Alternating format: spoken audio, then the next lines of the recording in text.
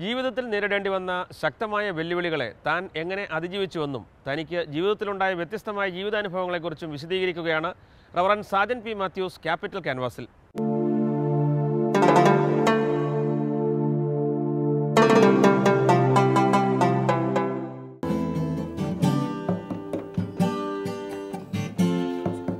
ജീവിതം ഒരു പരീക്ഷണമാണ്. കഠിനമായ വ്യഥകൾ നമ്മെ അലട്ടുമ്പോൾ ദൈവത്തിലുള്ള അചഞ്ചലമായ വിശ്വാസം നമ്മെ രക്ഷപ്പെടുത്തുമെന്നുള്ള വാക്കുകൾക്ക് അടിവരയിട്ടുകൊണ്ട് വൈദികനായ സാജൻ ബി മാത്യു തൻ്റെ ജീവിതാനുഭവങ്ങൾ അഹലൻ അബുദാബിയുമായി പങ്കുവയ്ക്കുന്നു.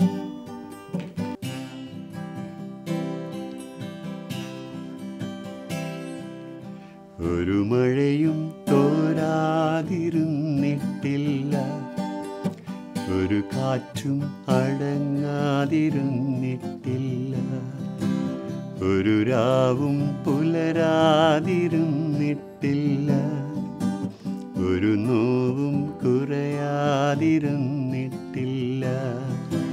തിരമാലയിൽ ഈ ചെറുതോണിയിൽ, തിരമാലയിൽ ഈ ചെറുതോണിയിൽ, അമരത്തെന്നരികെ അവനുള്ളതാ ഒരു മഴയും. തിരുവല്ല വാളക്കുഴി സ്വദേശി PC മാത്യു, അന്നമ്മ മാത്യു ദമ്പതികളുടെ 4 മക്കളിൽ ഇളയവനായ സാജൻ ചെറുപ്രായത്തിൽ തന്നെ കലാരംഗത്ത് സജീവമായി. എൻ്റെ കുറിച്ചുള്ള ഓർമ്മകളിൽ 4 സഹോദരങ്ങളിൽ ഏറ്റവും ഇളയവനായിരുന്നു ഞാൻ.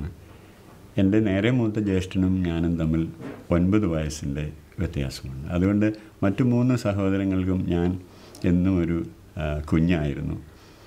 അമ്മയുടെയും അപ്പൻ്റെയും അതുപോലെ സഹോദരങ്ങളുടെയും ധാരാളം വാത്സല്യം അനുഭവിച്ചാണ് ഞാൻ വളർന്നത്. അങ്ങനെ ഒരു ചെറുപ്പകാലമാണ് എൻ്റെ ഓർമ്മയുള്ളത്.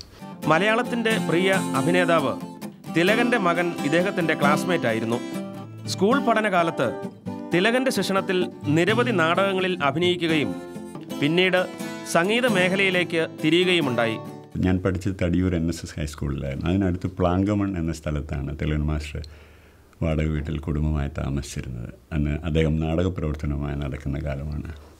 PJ ആൻ്റണി മാസ്റ്ററിൻ്റെ നാടക ട്രൂപ്പിൽ അദ്ദേഹം തിലകൻ മാസ്റ്റർ നേരിട്ട് വന്ന് ഞങ്ങളെ ഓരോ വർഷവും സ്കൂൾ യുവജനോത്സവത്തിന് വേണ്ടിയുള്ള നാടകം പരിശീലിപ്പിക്കുമായിരുന്നു. അത് എൻ്റെ ജീവിതത്തിലെ സുവർണ അവസരങ്ങളായി ഇന്നും മനസ്സിലുണ്ട്. അക്കാലത്ത് ആകാശവാണിയിലെ ലളിത സംഗീത പഠന ക്ലാസുകൾ സാജനെ ഏറെ ആകർഷിച്ചു. റേഡിയോയിൽ നിന്നും കേട്ടുപഠിച്ച ലളിതഗാനങ്ങൾ സ്കൂൾ മത്സരങ്ങളിൽ പാടുകയും സമ്മാനങ്ങൾ കരസ്ഥമാക്കുകയും ചെയ്തു. മകൻ്റെ സംഗീതത്തിലുള്ള താല്പര്യം തിരിച്ചറിഞ്ഞ മാതാപിതാക്കളും സഹോദരങ്ങളും വല്യപ്പച്ചനും ഏറെ പ്രോത്സാഹിപ്പിച്ചു. 7ാം ക്ലാസ്സിൽ പഠിക്കുമ്പോൾ ഹാർമോണിയ പഠനവും തുടങ്ങി. പള്ളി കൊയർ ചെറുപ്പകാലം മുതലേ പള്ളിയിലെ ഗായക സംഘവുമായുള്ള ബന്ധത്തിൽ തുടരാൻ സാധിച്ചത് എനിക്ക് ജീവിതത്തിൽ എൻ്റെ ഈ സംഗീതത്തിൻ്റെ സാധ്യതകളെ തിരിച്ചറിയാനും അത് മറ്റുള്ളവരുടെ സന്തോഷത്തിന് വേണ്ടി ഉപയോഗിക്കാനും ഉള്ള ഒരു തിരിച്ചറിവ് ദൈവം തന്നു. ഗായകൻ എന്നതിലുപരി ഗാനരചയിതാവായും സംഗീത സംവിധായകനായും മാറാൻ ഈ കാലഘട്ടം സാജനെ ഏറെ സഹായിച്ചു.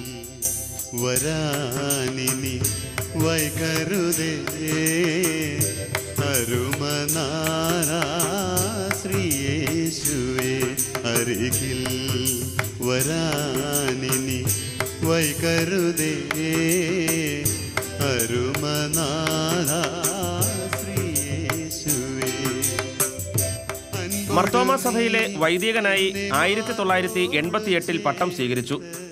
ഈ പ്രവർത്തന കാലയളവിൽ സംഗീതരംഗത്ത് തുടരുന്നതിൽ സഭയും സെമിനാരിയും അദ്ദേഹത്തിന് അനുവാദം നൽകി.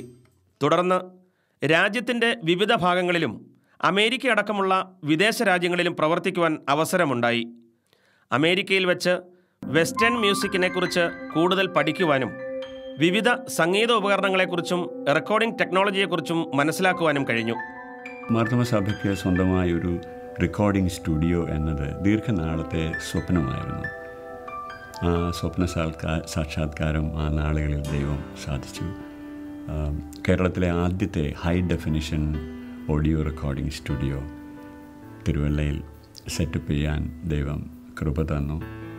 അതിന് കഴിഞ്ഞ നാളുകളിൽ സഭയിലൂടെ ലഭിച്ച എക്സ്പോഷർ, അതിലൂടെ ഞാൻ എൻ്റെ പരിശ്രമത്തിലൂടെ ലഭിച്ച ട്രെയിനിങ്, എനിക്ക് ലഭിച്ച അവസരങ്ങളൊക്കെ ഉപയോഗിച്ച് ഞാൻ പഠിച്ച പാഠങ്ങൾ,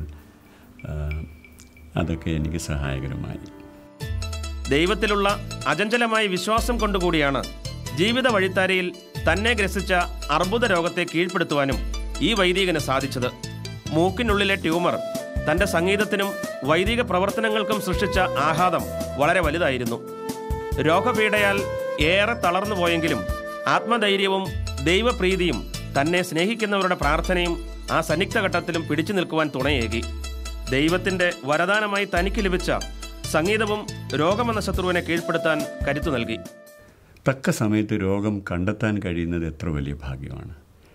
കൃത്യസമയത്ത് രോഗനിർണയം, അത് കഴിഞ്ഞ് വിദഗ്ധമായ ചികിത്സയ്ക്കുള്ള അവസരങ്ങൾ, അതെന്തൊരു വലിയ ഭാഗ്യമാണ്.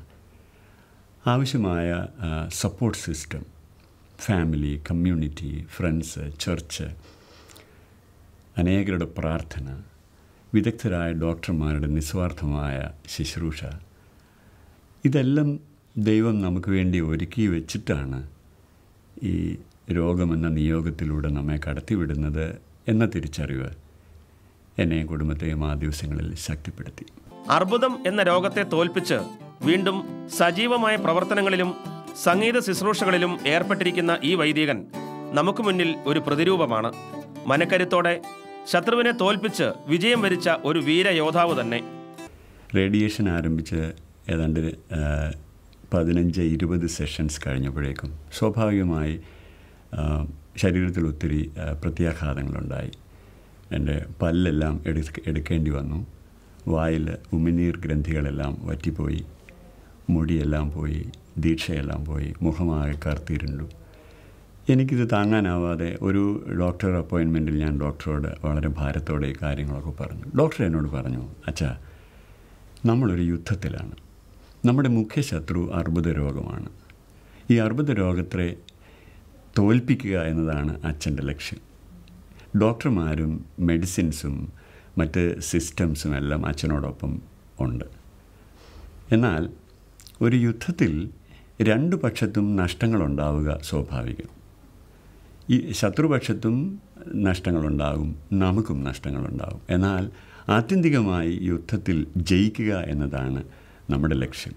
അതുകൊണ്ട് അല്പസ്വല്പം പ്രശ്നങ്ങളൊക്കെ ഉണ്ടായാലും അതിൽ തകർന്നു പോകാതെ വിൽ പവറോടുകൂടി പിടിച്ചു നിൽക്കണം. കാരണം അന്തിമമായി നമുക്ക് ഈ ശത്രുവിനെ തോൽപ്പിക്കണം എന്ന് പറഞ്ഞു. ഇത് എനിക്ക് വളരെ ശക്തി പകർന്നു തന്ന ചിന്തയായിരുന്നു.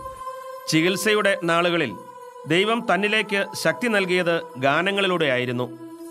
വരികളും സംഗീതവും ഒരുമിച്ച് സർവശക്തൻ കനിഞ്ഞ് അനുഗ്രഹിച്ചു നൽകിയ ഈ സംഗീതജ്ഞന് ദൈവമാർഗത്തിൽ ഇനിയും കൂടുതൽ നാളുകൾ സഞ്ചരിക്കുവാൻ സാധിക്കട്ടെ. ഈ സംഗീത സബരിയാൽ വേദനിക്കുന്ന മനസ്സുകളിൽ ആശ്വാസത്തിൻ്റെ കുളിർമഴ പെയ്തിറക്കുവാൻ സാധിക്കട്ടെ എന്ന് അഹലൻ അബുദാബി ആശംസിക്കുന്നു.